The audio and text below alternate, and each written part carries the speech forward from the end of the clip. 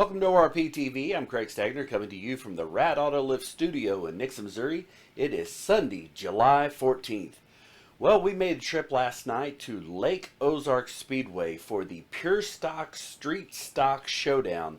There was also the ASCS Warrior Sprint Cars and USRA B Mods. It was a full night of racing, a lot of street and pure stock cars, a lot that we hadn't even seen before that came in for the big money payout. A fantastic evening. I tell you, this track and facility and staff is one of the best in the Midwest. They're fantastic. Had just a great time. The facility is fantastic there. The pure stock class was won by J.T. Carroll, 15 years of age, and this was his fourth win in a row. J.T. Carroll with a win over James Reedus, followed by Randy High. And I can tell you, we had a camera in the car of J.T. Carroll, so there's going to be in-car footage from this race, from the main feature, coming up later. Also, we had a car in, I believe, the 7th place finisher, my pal Joshua Cowden. So, going to be a lot of in-car footage from this night from the pure stock class. The first half of the feature, James Reedus and J.T. Carroll were absolutely, you could have put a blanket over the two of them. They were that close, just tooth and nail. A couple cautions, and I tell you, the staff there, the track crew, I have never seen a caution get thrown and action resumed any faster than what they do. They do a phenomenal job of getting whatever has caused the caution cleared up, off the track. Even saw a couple cars spin that I thought was going to bring out a caution. The drivers who spun did a fantastic job of getting out of the way and resuming action, and they did the right thing, held off on throwing the caution and kept that momentum going. Second half, that feature, J.T. Carroll pulled away with it and for the win. The street stocks, Johnny Coates with the win, Toby Ott second, and Kyle Slater third. The ASCS 360 sprint cars, these guys are so, if you haven't been to a winged sprint car race, it is shocking how fast they go. Almost every lap as they come down the straightaway going into a turn, you think there's no way they're going to make this corner, and just rips through the corner. Miles Paulus with the win last night was incredibly fast. He had probably 8 to 10 car length lead, if not more, at the win. Miles Paulus, unbelievably fast last night. Jonathan Cornell, a solid second, and Randy Martin third. The B-Mod class was also exciting. I know that I didn't get to see it. I was working on one of the cameras in the car, but I know that there was a big flip. Car got damaged. I saw the driver was okay, other than, of course, the hurt at the pocketbook and pride and that kind of thing. But Jake Richards takes the win in the B-Mods, followed by Cole Campbell and Dylan McCowan. Again, a great night of racing at Lake Ozark Speedway. Last night, $5 spectator night. This is always a big draw when the fans could get in for $5. Frees up that extra money for the concession stand and t-shirts, and get a lot of fans out for it, so it's always a big favorite of them. Legit Speedway Park. Hobby Stock, Dustin Tiger with a win, followed by Darren Fox and John Steiner. The IMCA mod class, Brent Hartwick, Rustin Miller, and Tyler Vinson. Superstocks, Carl Murphy, Austin Vincent, and Dakota Frost. Late model, Scott Krigler with the win, Chris Jones second, and Justin Regal third. B-Mods, Michael Covey with the win, Jason Snodgrass second, and Carl Murphy rounds out your top three. Bone Stocks, he's Justin Benton, followed by, this is Troy Creasley. I did want to make sure I was saying that name right. Troy Creasy, and then Mike Martin. So, a lot of fun at Legit Speedway last night also. Friday night, Dallas County Speedway had a big night of racing. The Midwest Mod class, Colt Cheevers with the win. This guy racks up wins like crazy. Colt Cheevers with the win, Rick Lampy second, and Ryan Larson third. B mods, Ryan Eddy with the win, JC Newell second, and Robbie Ewing third. The open mini stock, these guys are so fast. I got a chance to meet them actually last night. They were at Lake Ozark Speedway. Richard Gerard, Dakota Gerard, and Kyler Gerard. Those three cars are super fast, little four cylinders, put out a ton of horsepower and speed. Richard gets the win this time. It's usually one of the three of them.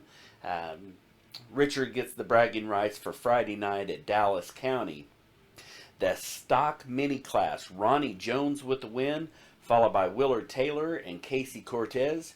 Pure stock, Richard Adams, Rodney Lieber, and then Aaron Johns. And in your bombers class, Donnie Jenkins, J.R. Lieber, and Jason Richter round out your top three. Lucas Oil Speedway with day number 1 of their 2-day event. This was rescheduled from earlier in the year. Racing again today, so by the time you see this, they should be getting wrapped up, I would imagine. The USRA modified last night. Chad Wheeler with the win, Darren Fuqua second, and Matt Johnson third. The late model win was Jimmy Owens, followed by Earl Pearson Jr., and in third place, Mike Marlar. That racing will continue today at Lucas Oil Speedway. Springfield Raceway, I believe, had 93 cars, a huge car count for Springfield Raceway last night. USRA B mods, this is a stacked class. This top three could win. Any one of them could have won, and any one of them could win at about any track. This is an all-star. Ryan Gilmore with the win, followed by J.C. Morton and Jackie Dalton. 1, 2, 3 there. The IMCA A mods, James Thompson with the win, Bobby Parrish second, and Jody Tillman third. Pure stock, Jacob Carter, followed by Carla Lampe and Layden McLaughlin. So congratulations to them. Midwest mod, again, at Springfield Raceway, they break that into two groups, the A and B. The Midwest mod A class, Jeremy Leahy with the win, Tim Mullins second, and Rob Muhlenberg third. The Midwest mods B class, Jaron Martin with the win, Alan Lutjohn second, and Jordan Brenton third. The Legends, Trenton Simon with the win, Grayson Cox second, and Wayne Johnston third. The mini late models, these are a fun class to watch. Art Westbrook with the win, Jason Ertl second, and Wyatt Sofa third. Hillbilly Speedway was back to racing last night. They've actually added a fourth class. They have the 4-cylinder, 6-cylinder, and 8-cylinder, but now they've had so many of the young kids wanting to race, they've added a youth class. So it's really great to see the Hillbilly Speedway recognizing the extra kids that are coming out there and wanting to race, and the interest in the Hillbilly Bump and Run. And congratulations and good job to Franklin Hodges and his crew there to recognize that and make a class for him. Your 8-cylinder last night, Thomas Brashears with the win, Cody Stewart second, and Tim Jenkins third. 6-cylinder, Daniel Barton with the win, James Craig second, and James Gilliam third. The 4-cylinder sees Darren Moyers with the win, Tim Craig second, followed by Joe Power third. The youth class, Mark Youngren with the win, Caleb Actic second, and Keith Rose third. A lot of fun at Hillbilly Bump and Run. If you haven't been out there, I highly recommend it. Twister Alley Raceway. Go-kart racing on dirt has gotten so big here in the Ozarks. Just an enormous number of cars, people turning out for this race. We have the winners here. The winners of the different classes don't have the actual classes, but your winners: Oakley Fuller, Race Mitchell, Brian Guthrie with a pair of class wins, Jay Bannison, Jake Bollinger, James Sarr, Lane New, Jaden Davis, Matt Maines, Chris Harding, Austin Harrell, Brian Neely, and Jaden Munger. Congratulations to all your class winners there. Had some other racing going on last night. We don't have all the results in. Mocan will race last night with a bracket race.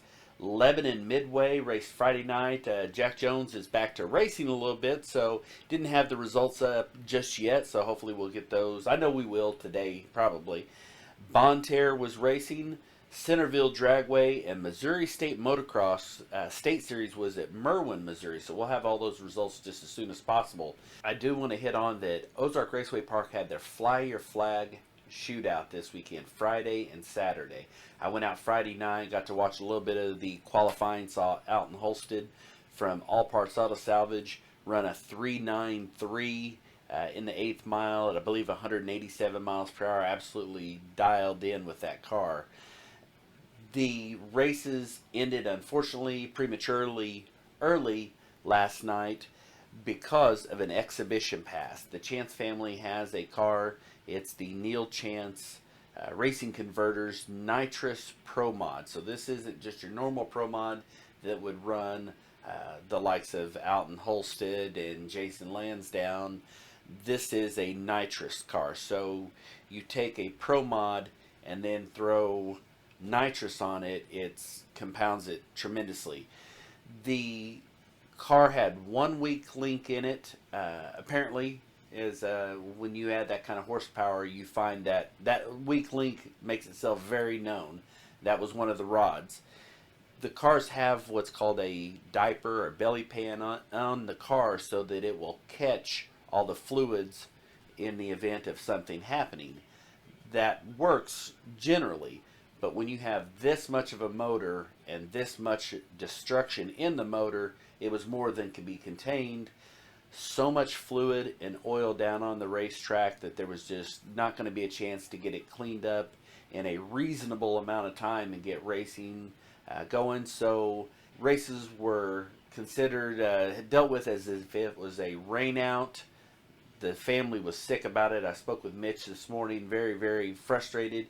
And they're sickened that they had to cancel this race. Had beautiful weather for it with all these rainouts, and then when you get this kind of weather and then you have one bad thing go, they were able to put on another exhibition. The jet car made a pass down the other lane, but just wasn't safe for the drivers. It's not worth putting a driver at risk to run them on a track that they're not 100% sure is safe, because if they're 99% sure it's safe, and then a car goes down that lane and something bad does happen, you have to think about legal ramifications, morals. You just cannot do it. It's not responsible to run a car down a track that you're not certain is safe.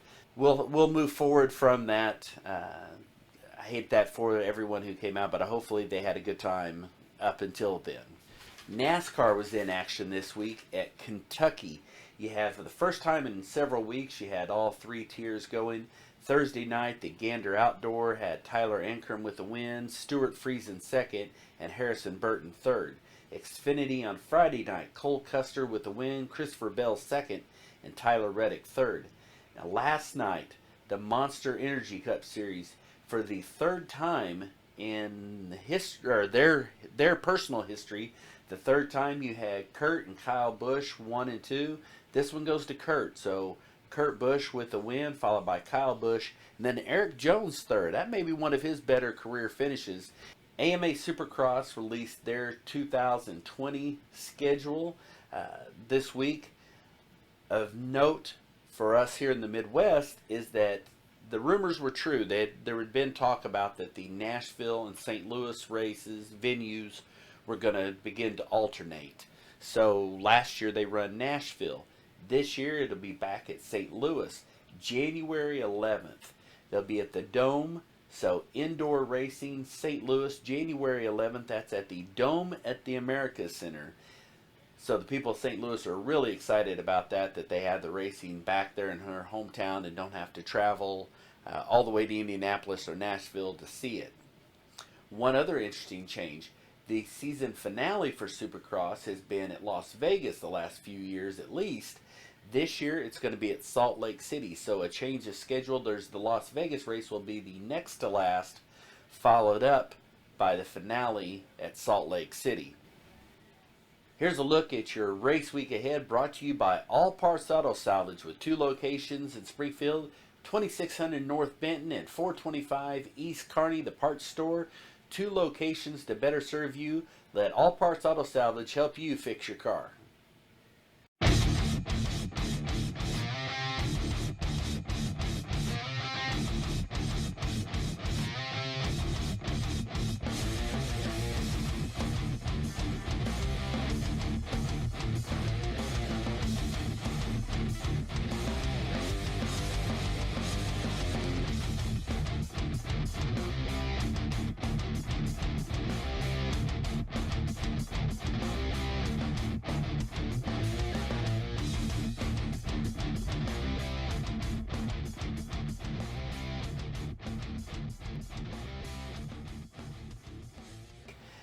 We had a great time every time we go out to the tracks. We've got to visit quite a few of the tracks. If you are connected to one of the tracks, or even just a fan or a racer at one of the tracks, and you'd like to see ORPtv come out and cover your track, maybe get some cameras in the cars and get some special footage from there, please reach out to us. Let us know. We'd love to come visit with you.